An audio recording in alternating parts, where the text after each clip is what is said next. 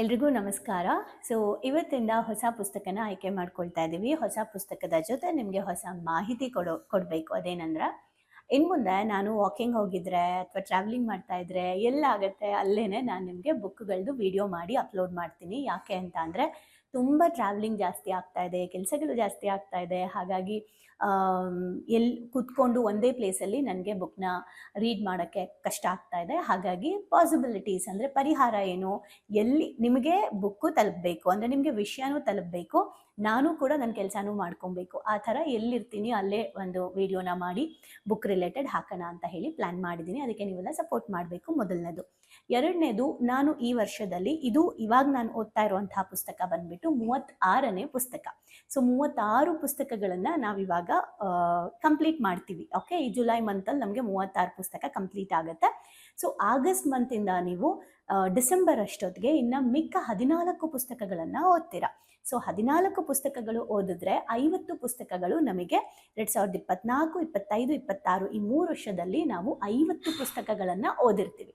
So ಈ 50 ಪುಸ್ತಕಗಳನ್ನು ನೀವು ತಿಳ್ಕೊಂಡಿರೋದಲ್ಲದೆ ಜೀವನಕ್ಕೆ ಅಪ್ಲೈ ಕೂಡ ಮಾಡ್ಕೊಂಡಿರ್ತೀರ, ಅಂದರೆ ಅಡಾಪ್ಟ್ ಮಾಡ್ಕೊಂಡಿರ್ತೀರ ಅಲ್ವಾ.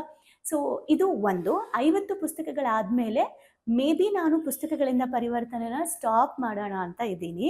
ಸೊ ನಿಮ್ಗೆ ಅನಿಸ್ಬೋದು, ಅಯ್ಯೋ ಯಾಕೆ ಮ್ಯಾಮ್ ಇದರಿಂದ ತುಂಬ ಹೆಲ್ಪ್ ಆಗ್ತಾ ಇತ್ತು, ಕ್ಲಾಸಿಗೆ ಬರದೇ ಇರೋರ್ಗೂ ಹೆಲ್ಪ್ ಆಗುತ್ತೆ ಅಥವಾ ಕ್ಲಾಸಿಗೆ ಬರೋರಿಗೆ ಆ್ಯಡ್ ಆನ್ ಆಗುತ್ತೆ ಇದು ಅಂತ ನಿಮ್ಗೆ ಅನಿಸ್ಬೋದು. ಆದರೆ ನಿಮಗೆ ಹೆಲ್ಪ್ ಆಗುವಂತಹ, ನೀವು ಜೀವನದಲ್ಲಿ ಅಳವಡಿಸ್ಕೊಳ್ಬಹುದಾದಂತಹ ತುಂಬ ಒಳ್ಳೊಳ್ಳೆ ವಿಚಾರಗಳನ್ನು ನಾನು ನಿಮಗೆ ವಿಡಿಯೋಸ್ ಮಾಡ್ತಾ ಬರ್ತೀನಿ. ಹಾಗಂತ ಪುಸ್ತಕಗಳನ್ನು ಪೂರ್ತಿ ಓದೋದನ್ನು ಸ್ಟಾಪ್ ಮಾಡ್ತೀನಿ ಅಂತ ಅಲ್ಲ. ಯಾವುದಾದ್ರೂ ಪುಸ್ತಕದ ಸಾರಾಂಶವನ್ನು ನನಗೆ ಓದಿ ನಿಮಗೆ ಹೇಳಬೇಕು ಅಂತ ಅನ್ನಿಸ್ದಾಗ ಅದನ್ನು ಮಾಡ್ತೀನಿ. ಒಟ್ಟಿನಲ್ಲಿ ಪುಸ್ತಕಗಳಿಂದ ಪರಿವರ್ತನೆ ಅದು ನಿರಂತರವಾಗಿ ನಡೀತಾ ಇರುತ್ತೆ. ಯಾವಾಗ ಒಟ್ಟಿನಲ್ಲಿ 50 ಕಂಪ್ಲೀಟ್ ಮಾಡ್ತೀನಿ. ಅದಾದಮೇಲೆ ನನಗೆ ಯಾವ ಬುಕ್ನ ಓದಬೇಕನ್ಸುತ್ತೆ ಅದನ್ನು ನಾನು ನಿಮ್ಮ ಮುಂದೆ ಇಡ್ತೀನಿ. ಆ್ಯಂಡ್ ಅದ್ರ ಜೊತೆಗೆ ದಿನ ಕೂಡ ನಿಮಗೆ ನಿಮ್ಮ ಲೈಫ್ಗೆ ಬೇಕಾಗಿರುವಂತಹ ಜೀವನಕ್ಕೆ ಅಳವಡಿಸ್ಕೊಳ್ಬಹುದಾದಂತಹ ಹೊಸ ವಿಚಾರಗಳನ್ನು, ಗೊತ್ತಿರೋ ವಿಚಾರಗಳನ್ನು, ಮಾಡದೇ ಇರೋ ವಿಚಾರಗಳನ್ನು, ಮಾಡಬೇಕಾಗಿರೋ ವಿಚಾರಗಳನ್ನು ನಾನು ಹಂಚ್ಕೊತಾ ಬರ್ತೀನಿ. ಸೊ ಹಾಗಾಗಿ ಇನ್ನಷ್ಟು ಕಲಿಯೋಣ, ಬಿಕಾಸ್ ಅಪ್ಡೇಟ್ ಆಗೋಣ, ಅಪ್ಗ್ರೇಡ್ ಆಗೋಣ ಅಲ್ವಾ.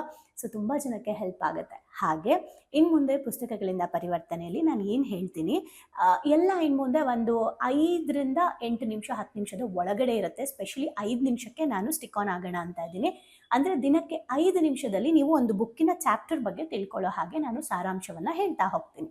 ಸೊ ಇದನ್ನು ನಾವು ಇವಾಗ ಅಡಾಪ್ಟ್ ಮಾಡ್ಕೊಳ್ಳೋಣ, ಅಪ್ಗ್ರೇಡ್ ಆಗೋಣ, ಅಪ್ಡೇಟ್ ಆಗೋಣ. ಸೊ ಸ್ಪೀಡಾಗಿ ಕೆಲಸ ಮಾಡೋರ್ಗೂ 5 ನಿಮಿಷದಲ್ಲಿ ಕೇಳಿಸ್ಕೋಬಹುದು. ಡೈಲಿ ಒಂದೊಂದು ಚಾಪ್ಟರ್ ಓದಂಗೆ ಆಗುತ್ತೆ, ಹೊಸ ವಿಚಾರ ತಿಳ್ಕೊಂಡಂಗೆ ಆಗುತ್ತೆ, ಅಪ್ಲೈ ಮಾಡ್ಕೊಳ್ಳೋಕೆ ಹೆಲ್ಪ್ ಆಗುತ್ತೆ. ಹಾಗಾಗಿ ನಿಮ್ಮ ಸಮಯ, ನನ್ನ ಸಮಯ ಎರಡೂ ಉಳಿಯುತ್ತೆ, ಜ್ಞಾನ ಕೂಡ ದಿನ ಹೆಚ್ಚಾಗ್ತಾ ಹೋಗುತ್ತೆ. ಓಕೆ, ಸೊ ನೀವೆಲ್ಲ ಸಪೋರ್ಟ್ ಮಾಡ್ತೀರಾ ಅಂತ ನಾನು ನಂಬಿದ್ದೀನಿ. ಸೊ ಇಷ್ಟು ದಿನ ನಿರಂತರವಾಗಿ ಮಾಡ್ಕೊಂಡು ಬಂದಿದ್ದೀವಿ ಆ್ಯಂಡ್ ಮಾಡ್ತಾನೆ ಇರ್ತೀವಿ ಕೂಡ. ಸೊ ಹಾಗಾಗಿ ಈ ಜುಲೈ ಮಂತಲ್ಲಿ ನಾನು ಆಯ್ಕೆ ಮಾಡ್ಕೊಂಡಿರೋ ಪುಸ್ತಕ ಯಾವುದು ಅಂತ ಅಂದರೆ ಜೀವನ ಸ್ಫೂರ್ತಿಯ ಕಥೆಗಳು. ಓಕೆ, ಸೊ ಮಹಾಬಲ ಸೀತಾಳಭಾವಿ ಸರ್ದು ನಾನು ಸೆಲೆಕ್ಟ್ ಮಾಡಿರೋದು. ಇವ್ರು ಯಾರು ಅಂತ ನಾನು ಆಲ್ರೆಡಿ ಸುಮಾರು ವಿಡಿಯೋದಲ್ಲಿ ಹೇಳಿದ್ದೀನಿ. 66 ತಪ್ಪು ನೀವು ಮಾಡಬೇಡಿ ಅನ್ನೋದಾಗಿರ್ಬಹುದು. ಹಾಗೆ ರೀಸೆಂಟಾಗೂ ಕೂಡ ನಾವೊಂದು ಪುಸ್ತಕವನ್ನು ಓದಿದ್ವಿ. ಮಹಾಬಲ ಸೀತಾಳಭಾವಿ ಸರ್ ಸಂಯುಕ್ತ ಕರ್ನಾಟಕದಲ್ಲಿ ಮೇನ್ ಎಡಿಟರ್ ಆಗಿದ್ದಾರೆ. ಹಾಗೆ ನನಗೆ ಅವ್ರ ಮೂಲಕನೇ ಸಂಯುಕ್ತ ಕರ್ನಾಟಕದಲ್ಲಿ ಪಾಡ್ಕಾಸ್ಟ್ಗಳನ್ನು ಮಾಡೋಕ್ಕೆ ಕೂಡ ಅವಕಾಶ ಸಿಕ್ಕಿದ್ದು. ಹಾಗೆ ಈಗ ಈ ಪುಸ್ತಕದಲ್ಲಿ ಏನು ಹೇಳಕ್ಕೆ ಹೋಗ್ತಿದ್ದಾರೆ ನೋಡೋಣ.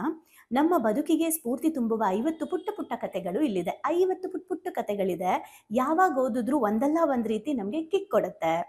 ಆದ್ದರಿಂದಲೇ ನಾನು ಇದನ್ನು ಸ್ಫೂರ್ತಿದಾಯಕ ಜೀವನ ಸ್ಫೂರ್ತಿಯ ಕಥೆಗಳು ಅಂತ ಕರೆದಿದ್ದೇನೆ. ಇಲ್ಲಿರುವ ಒಂದೊಂದು ಕತೆ ಓದಲು ಹೆಚ್ಚಂದ್ರೆ 1 ನಿಮಿಷ ಸಾಕು. ಆದರೆ ಮನಸ್ಸು ಮಾಡಿದ್ರೆ ಈ ಪುಟ್ಟ ಕಥೆಗಳಿಂದ ಮಹತ್ತರವಾದದ್ದನ್ನು ಹೆಕ್ಕಿ ನಮ್ಮ ಜೇಬಿಗೆ ಇಳಿಸಿಕೊಳ್ಳಬಹುದು ಅಂತ ಹೇಳಿದ್ದಾರೆ. ಆ್ಯಂಡ್ ಅಫ್ಕೋರ್ಸ್ ಬ್ಯೂಟಿಫುಲ್ ಆಗಿದೆ. ಸೊ 1 ನಿಮಿಷದ ಕಥೆಯನ್ನು ನಾನು ನಿಮಗೆ ನೀಟಾಗಿ ಹೇಳಿ ಅದನ್ನು ಲೈಫ್ಗೆ ಹೆಂಗೆ ಅಪ್ಲೈ ಮಾಡ್ಕೊಬೇಕು ಅಂತ ಹೇಳ್ತಾ ಹೋಗ್ತೀನಿ. ಸೊ ಈ ತಿಂಗಳು ನಾವು 30 ಕಥೆಗಳನ್ನು 28 ಕಥೆಗಳನ್ನು ಓದ್ತೀವಿ. 50ರಲ್ಲಿ 28 ಕಥೆಗಳನ್ನು ಓದ್ತೀವಿ. ಮಿಕ್ಕಂಥ ಕಥೆನ ನೀವು ಓದಬೇಕು ಅಂತ ಅಂದರೆ ಈ ಪುಸ್ತಕ ನಿಮ್ಮ ಮನೆಯ ಲೈಬ್ರರಿಗೆ ಸೇರಲಿ ಆ್ಯಂಡ್ ಎಲ್ಲ ಕಥೆಗಳನ್ನು ಓದಿ ಜೀವನಕ್ಕೆ ಅಪ್ಲೈ ಮಾಡ್ಕೊಳ್ಳಿ. ಸೊ ನಾಳೆಯಿಂದ ಹೊಸ ಪುಸ್ತಕವನ್ನು ಶುರು ಮಾಡೋಣ.